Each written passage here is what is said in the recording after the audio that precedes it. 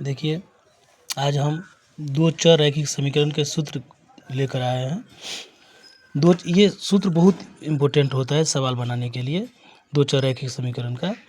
तो इसमें जो पहला सूत्र है a1/a2, इसको बराबर देकर काट देंगे, उसको डज नोट बोला जाता है, b1/b2। तो ये जो होता है जो प्रतिच्छेदी रेखा होता है, प्रतिच्छेदी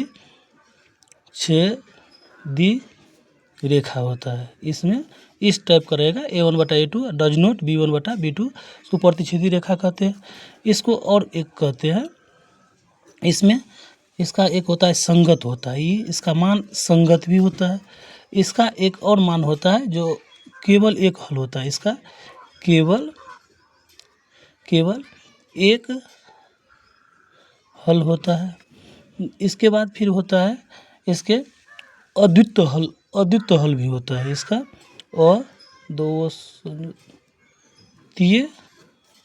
हल भी होता है। इसके बाद एक इसको अविरोधी भी कहते हैं, इसको अविरोधी भी कहते हैं,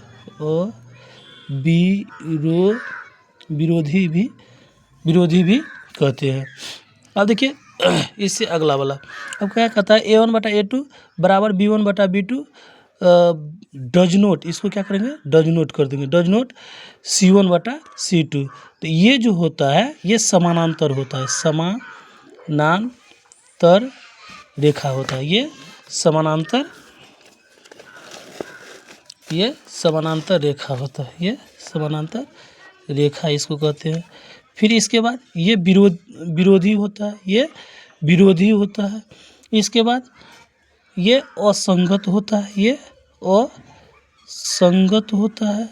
इसके बाद ये जो है कोई हल, इसका जो हल जो होगा वो कोई हल नहीं होगा, कोई हल नहीं होगा, इसका कोई हल नहीं होगा। इसके बाद हम अगला सवाल के लिए अगला सूत्र जो इसमें एक और आता है,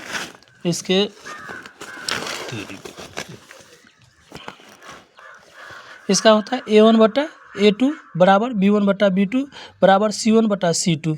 ये जो होता है ये समपाती रेखा होता है, ये समपाती रेखा होता है। इसका युग्म जो होता है, इसका युग्म आश्रित युग्म होता है। ये संगत भी होता है, ये संगत भी होता है। इसका अपरिमित रूप से अनेक हल होता है, ये जो है अपरिमित रूप से अनेक हल होता है, अपरिमित रूप से इसमें अपरिमित रूप से अनेक हल होगा, अनेक हल होता है। और ये इस साल जो 2026 में जो पूछा हुआ है सवाल एक इसी सूत्र के हिसाब से, जैसे अपरिमित रूप से अनेक हल, या इसमें जो बच्चा का डिस्टर्ब के लिए इसमें दे दिया था बहुतरे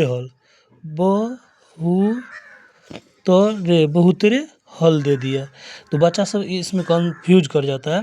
तो हम ये जो सूत्र जो है एक साथ है, आप गणित के किसी भी चैप्टर में देखिएगा तो इसमें ये पूरा अलग अलग नहीं करके कहीं दिया रहता है कहीं नहीं दिया, मगर परीक्षा में जो पूछता है ये सूत्र में ये जो एक साथ इतना पूछता है, तो इस चीज़ का ध्यान रखिएगा और याद कर लीजिए, ये बहुत ही महत्वपूर्ण है 10th क्लास 10th के बच्चों के लिए।